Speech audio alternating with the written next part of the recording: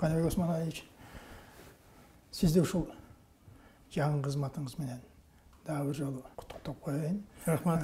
Анткени бул азыркы келген учурдагы сиздин ушул кызматыңыз өтө оор учурда келдиңиз.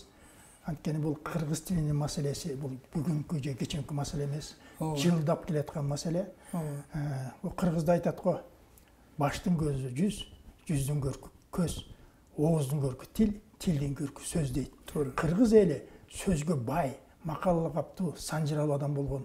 Булар айтса сөздү уюлтуп ачкан адамдар болгон. Кийинки кезде байкасаңыз, ушу адамдарыбыз бизге баягы жоголуп кетти. Бул да болсо мен ойлойм өзүмдүн байкоомдо. Биздин кыргыз тилибиздин баягы өчүп, баягы өксүп бараткандай сезилет да. Мен айтпадым, бул бүгүнкү эле же кечинки жумуш эмес, баягы маселе бул 30 жылдап маселе болуп калды. Бул менин айткан оюм боюнча болуп атат да. Мына сиз ушул жерге келип көрүп отурасыз, баарын көрүп отурасыз. Мына президент сизге чоң ишеним көрсөтүп, ошол жумушка дайындап жатканда бул Садам Нуркожоев дагы бир өзүнүн каалоо тилегин айтып, кээ бир тапшырмаларды, талаптарды койсо керек деп ойлойм. Ошондон баштасаңыз. Ошондой болду. Рахмат. Биринчиден мен ушу кепке тартканыңыздарга рахмат. Анткени өзүңүз айтпадыңызбы? Бул чындап абдан маанилүү. Керек болсо биз үчүн, кыргыз эли үчүн, кыргыз мамлекети үчүн өтө маанилүү, биринчи орунда турган маселе бул. Мен башынан эле бир айкындык киргизип коеюн. Мен Осмоналиев Каныбек, физика математика илимдеринин доктору, профессор, мен өзү физикмин. Ар кандай сөздөр болуп атпайбы? Физик кантип келип калды? Андай мындай бир касиеттери бар, ашыкча бир эмелери бар. Бул суроону мен өзүмө да бердим ичимен. Анткени мени биздин өлкө башчыбыз, президентибиз Садыр Нуркожоевич Жапаров 30 апрелде чакырып, мен күтпөгөн эле жерден ушундай сунушту берди. Ал киши өлкө башчысы. Ал өлкөнүн бардык тармактарын ошол мамлекет башчысы катары ошондой өзгөчө бир көз менен карайт. Албетте мен өзүмдүн оюмду айттым. Айтсам, мага ынанарлык түрдө дагы бир топ сөздөрдү айттым. Мисалы үчүн, мына акыркы 30 жылда кыргыз тили, мамлекеттик тил макамын алгандан бери абалы бир жакшы жактуу деле мындай бир өнүгүп кетпегендигин абдан кейип отурду да. Анан ошондо дагы башкача бир жагынан киреличи бул кадр маселесине. Биринчи кезекте анча-мынча уюштуруучулук жөндөмү бар. Ал кишинин айтышы боюнча менеджерлик касиети бар. Анан эң башкысы тажрыйбалуу. Балким окумуштуулугу дагы ашыкча болбостур дегендей ой менен анан менин кандидатурама токтолгондугун айтты да.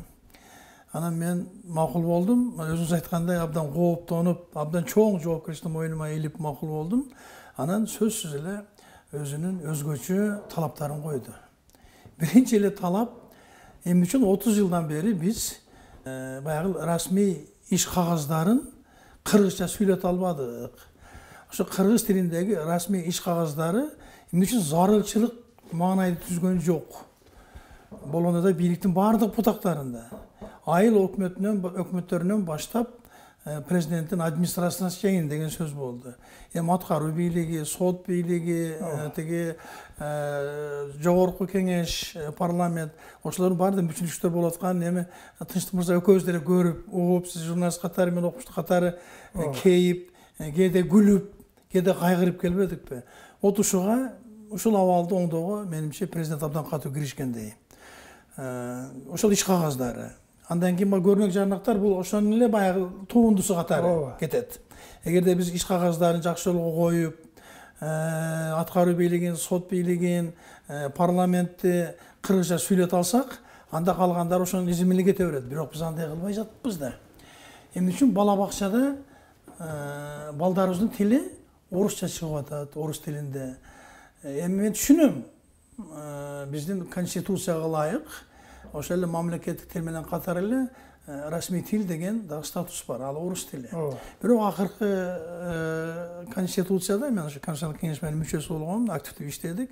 Ошол эки макам калды, эки тилде, кыргыз тили мамлекеттик тил, орус тили расмий тил. Бирок дагы үчүнчү тилди значит билүү, тандап алуу эмеси да мүмкүнчүлүгү да кирди конституцияга. Эми ал негизинен англис тили болот го. Андан кийин маселе президент тарабынан коюлган. Бул ошол 30 жылдан бери, 30 жыл мурун кабыл алынган ошол мамлекеттик тил жөнүндөгү мыйзамдын эскиргендиги абдан катуу айтып отурду ал киши. Ушуну жаңы болгондо дагы катардагы мыйзам эмес, конституциялык статустагы мыйзам кылып өткөрүү жөнүндө тапшырма берилген экен. Мурдагы бийлик тарабынан эле берилген экен, бирок эмнегедир эмдигиче кабыл алынбай келиптир. Мен келип эле ушул жамаат менен таанышкандан кийин ушул эки маселени жамааттын астына койдум. Азыр ошонун үстүндө катуу иштеп жатабыз. Мен ушул 12 майдан бери расмий түрдө ишке киришип атам. Чынында эле абал мен күткөндөн да оор экендигин көрүп атам. Күндөн күнгө сүңгүп кирип, ар кандай кагаз иштерин, анан кийин тиги жамааттын мүчөлөрү менен сүйлөшүп, анан кийин айрыкча сырттан келип кабар алып, мага баягындай ийгилик каалап келген окумуштуулар келип атышат, мамлекеттик ишмерлер келип атышат, айрыкча тажрыйба алуу мурдагы чиновниктер келип атышат. Отошулордон кийин менин кооптонуум жана жоопкерчилигим дагы 10 эсе өстү да. Ошондуктан мен азыр өзүм физик экенимди унутуп деле калдым. Болбосо ал менин каным, жаным менен бир. Вот ушул болгон интеллектуалдык жөндөмдүүлүгүн бардыгын ушул ишке бурууга азыр далалаттанып киришип отурган кезим да. Жакшы. Сиз айтсаңыз, мына азыркы учурда эмчимайыптан бир өксүп өчүп бараткандай деп сезгени. Бул кыргыз тили ушу 30 жылга чейин баягы кыргыз тили өнүксүн, өссүн дегени менен мамлекет тарабынан көптүрө көңүл бурулган эмес да. Ошон үчүн ушуга келдик. Мына өзүңүз билип атасыз, ар бир жазган каттар, тиги мамлекеттик деңгээлге жазылган каттар каталар болуп атат.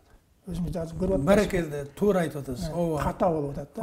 Анан мен бир нерсе таң калтырганы, ушул бизде закон жазылган, бирок ошону бийлик кызматкерлери, ар бир мекеменин жетекчилери аткарбай жатпайбы? Мына менин баягы көйдөнүмдөгү суроону бердиңиз да. Мен сизге могул эмени көрсөтөйүн. Мен келип талап кылып, ошону мындай алдым. Бул расмий материал деп койсок болот. 22-чи ошол үстүбүздөгү жылдын 1-чи кварталына салыштырмалуу маалымат. Караңыз, президенттин администрациясынан, министрлер кабинетинен, жогорку кеңештин мекемелерге кеткен документтерди даярдалган тили боюнча маалыматтар. Бул жерде негизинен эки тилде берилет. Ореки кызыл сектор бул мамлекеттик тилде, кыргыз тилинде. Болгону бардык массивдин 27,2%-ын түзөт экен. А бореки көк бул расмий тилде, орус тилинде бул 69,8%. Анан эки тилди аралаштырып бергени, кыргызчада, орусчада берген болгону 3% түзөт экен. Эми ушундан эле көрүнүп турбайбы? Биздин өзүбүздүн ушу жогору жактан баштап, ошо бийликтин 3 бутагынан баштап тилге кандай эме болуп атат, мамиле болуп атат. Бул абдан ойлоно турган маселе. Болгону дагы бир жолу кайта элем, мамлекеттик тил 27,2%. Ким бизге жолтоо болуп атат? Ошо 30 жыл өттү деп мына көбүстөн азыр айтып атабыз. Анан мен бунун баягы ички структураларын изилдей баштадым. Министрлик, ведомстволордун иш кагаздарынын пайыздык көрсөткүчү. Мына караңыз. Эми албетте ар бир министрликтин өзүнүн өзгөчөлүгү бар. Мисалы үчүн биздин эң алдыңкы тилге күйөйт деген министрлигибиз билим берүү жана илим министрлиги. Бореки көк расмий тилде. Бул расмий тилде 67,8%. Ал эми ошол эле министрлигибиз кыргыз тилинде жазган каттардын баардыгы болгон 22% түзөт экен. Ошондой эле көрсөткүч саламаттык сактоо министрлигинде айырмасы анча деле жок. Ошондой эле көрсөткүч бир аз көтөрүлүптүр. Бул эми алда өзгөчөлүк маданият министрлиги. Мында тиги биз эметкен талап бир 40%га жакын экен мамлекеттик тил. Бул бир аз дурус. Анан караңыз, экономика жана коммерция министрлиги. Буну түзүп атпайбы? 89% расмий тилде кетип атат. Каттардын бардыгы, баягы иш кагаздардын бардыгы. Андан кийин финансы министрлиги, тышкы иштер министрлиги, булар дагы баягы өзгөчөлүктөрүнө жараша. Айланайындар, тышкы иштер министрлиги деле катты башка мамлекеттерге кыргызча жазса эмне болот эле? Алар бардык дүйнөнүн бар тилдерине которгонго кудурети жеткен өздөрүнүн ресурстары бар. Мен баарына күйгүзгөнү Тынчтык мырза, Бишкек, Борбор калабыз Бишкек.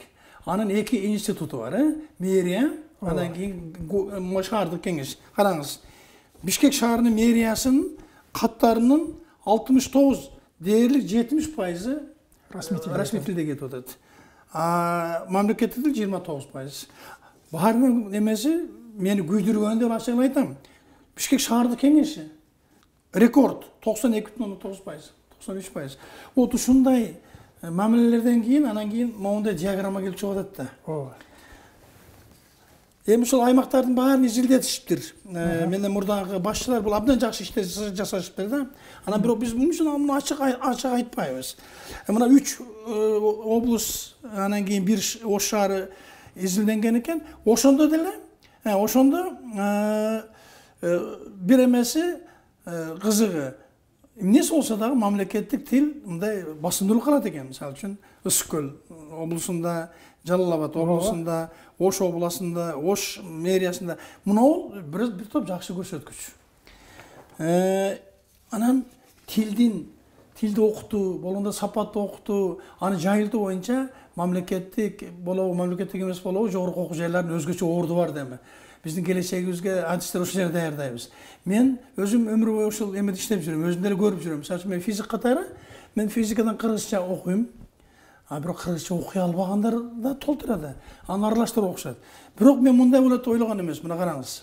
ЖОЖдордун пайыздык көрсөткүчү. Ошол эле мына көк мамлекеттик тил, кызыл расмий тил. Ооба. Биздин флагманыбыз болгон Кыргыз улуттук университети 75% орус тилинде окутушат экен. 75%. Анын ичинде математика бар, физика бар, география бар, башка нелер 75%. Мындан кандай жыйынтык чыгарсак болот? Демек көп кыргыз тайпаларында орусча окута беришет экен да, физиканы, математиканы. Кыргыз тилинде болгону 25%. Мен ойлоп атам, бул негизинен кыргыз тил филологиясы факультеттеринде ошолор менен баягындай мындай интерполяция кылып коюшкан да.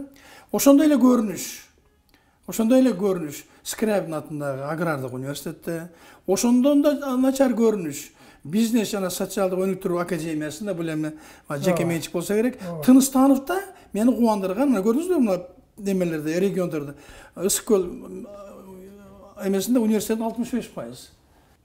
Акунбаев атындагы Кыргыз медицина академиясында мен бул да кубандырып атат, 45-55%. Мына таң калтырып атат да мен, биздин флагман таң калтырып атат. Ошмуда вот мына абдан жакшы көрсөткүч, карасаңыздар. Эгерде кыргыз тилине күйө турган болсо 86% Ошмуда кыргыз тилинде окутушат экен. Бирок иштесе болот экен да. Вот ушунун баардыгы ошо министрдин көзөмөлүндө болуш керек да. Жыйынтыктап айтканда мен бир нече жыйынтыктарды монтип жазып койдум да. Мекемелерде иш кагаздарынын 7%дан 30% гана мамлекеттик тилде жүргүзүлөт экен бүгүнкү күнү. 7%дан 30%, ашып барса 30%, аны 7%га түшкөндөр да бар экен да. Аймактарга салыштырмалуу Бишкек шаарында башкаруу органдары өз ишмердүүлүгүнүн басымдуу бөлүгүн 70%ын расмий тилде жүргүзүшөт бүгүн. Бишкек айрыкча. Башкаруу органдарынан, министрликтерден аймактарга, жерлерге, билим берүү мекемелерине корреспонденциялар, тапшырмалардын 70%ы расмий тилде жиберилет экен.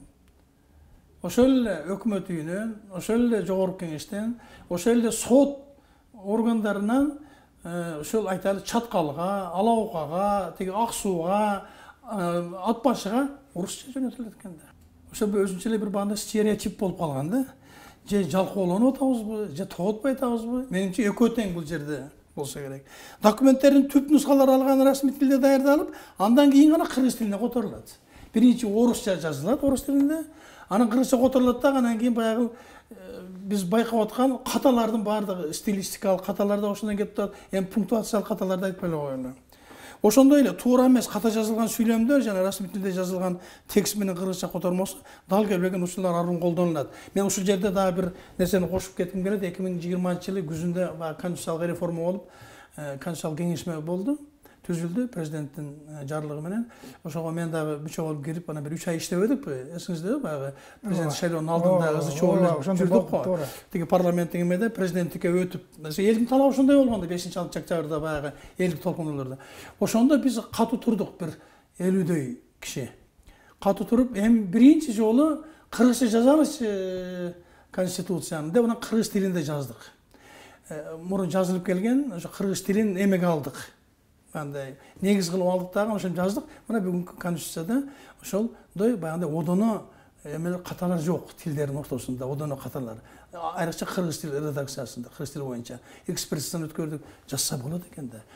Менимче, мына биздин улуттук комиссиянын алдында биринчи кезекте ушул нерсе турат. Мына бүгүнкү күнү биз жаңы мыйзамдын долбоорун даярдап бүттүк.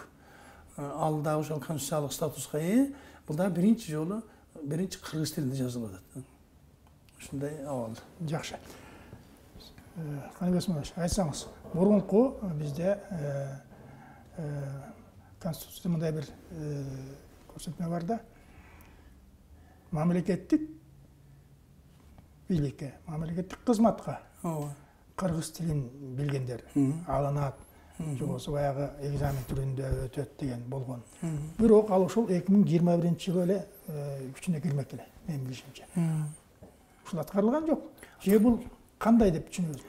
Эми баягы мыйзамда туура жазылып, ал деген элдин элегинен өтүп, анан жогорку кеңештен өтүп, президент кол коюп күчүнө киргизген мыйзам абдан жакшы эле. Эми анча-мынча жактары эскирген, эми анын жаңы редакциясын жазып атпайбызбы? Кептин баардыгы туура айтасыз, аткарышта экен да. Кептин баары аткарышта экен. Биз дагы эле эски адат боюнча ушундай аткарууга келгенде эле мококтук кылып, көңүл коштук кылып, анан кийин эң башкысы дагы эле баягы кыргыз тилинин мындай жашоонун көп жактарына жөндөмсүз экен деген бир болбогон түшүнүккө жетеленип алганбыз да. Мына мен өзүм физикмин, өмүр бою орусча, анан кийин аны которуп англис тилинде чет мамлекеттерде которуп жүрдүк. Эстин учурунда бизде андай шарт жок болчу. Анан бирок мен аракет кылдым. 2 том Альфред Нобель жана физика деген кыргызча илимий популярдуу китеп жаздым. Эми ал жак бул жака бир 20 жыл жазылды бул китеп. Бирок бара-бара кыргыз тилин эмегейси бай экен деген, өзүнчө эле океан экендигин мен сездим да. Ошон үчүн 20 жылга созулуп кетти бул китептин жазылышы. Көлөмү чоң китеп болду эми 2 томдук. Бирок улам жазган сайын, улам аракет кылган сайын кыргыз тилинин бир кичинекей эле бир 5-10% эле колдонуп жүргөндөй сезилди мага, колдонуп жүргөнүбүздөй сезилди. Бул эми түпкүрү терең түрк тилинин эмесинде турабыз да биз.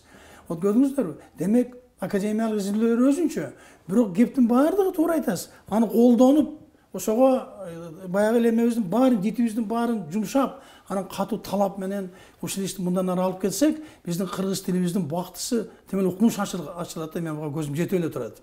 Анан ошо жетекчилер жөнүндө айланайын. Жетекчи деген эки тилди тең алып кеткен жетекчи, абдан ийгиликтүү жетекчи бүгүнкү күндө. Кыргыз тилин, анан кийин орус тилин.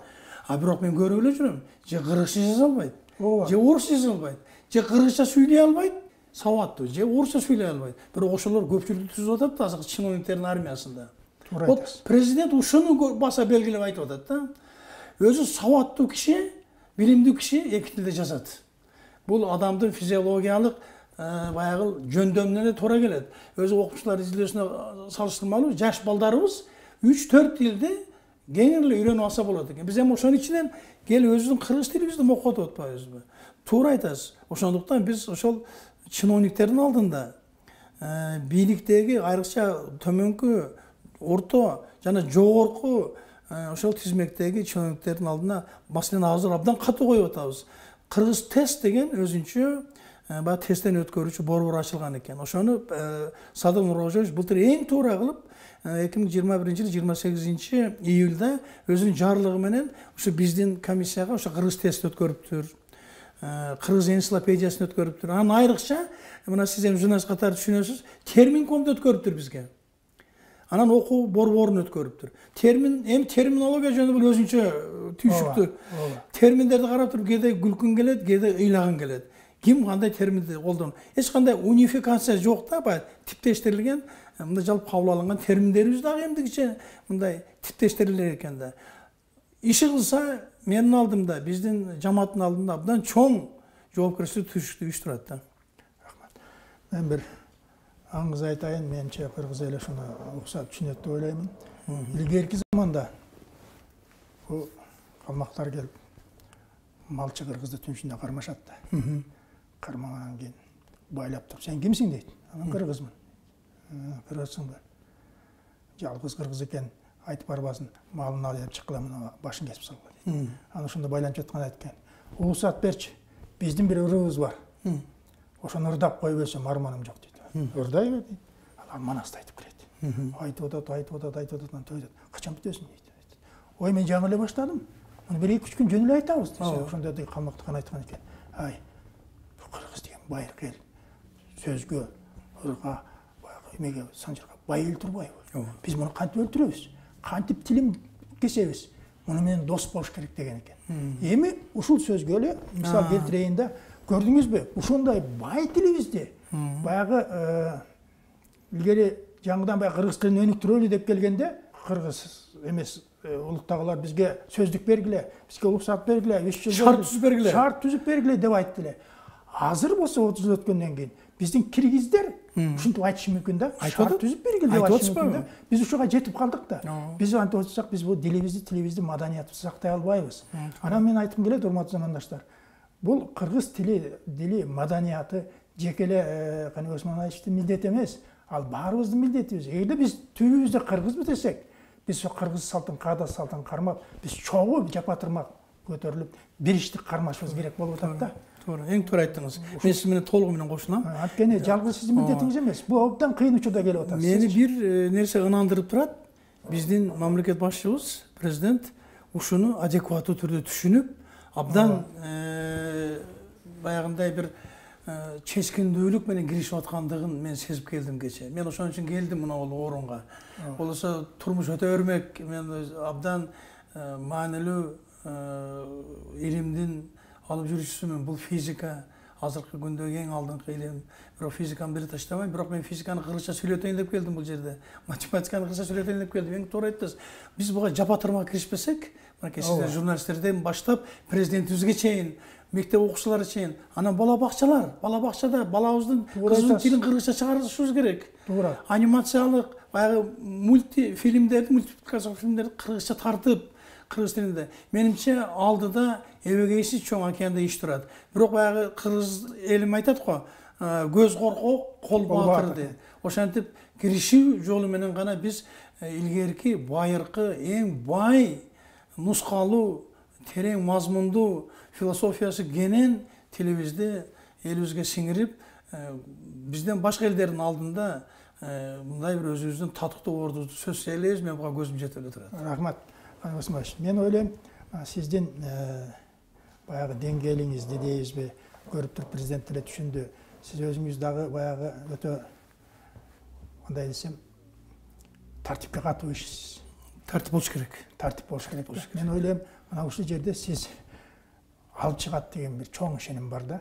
Эми сиздин астыңызда көп эле кишилер болот, тоз болот, ал болбой койбойт деңизчи. Бирок ошондо деле сизге ишеним чоң. Ишиңизге ийгилик каалайм. Рахмат. Дайым эле ушул эл арасында эл менен чогуу болуп, элдин батасын алып жүрүңүз. Бардык жакшылыкты. Рахмат, сиздер дагы биздин жаныбызды койбой, тынч алдыра койбой, тез эфирге чыгарып, элге ушинтип көрсөтүп турсаңыздар, анан кийин баягы мен айткан жапатырмак маселеси өзүнөн өзү иштей баштайт. Рахмат сизге.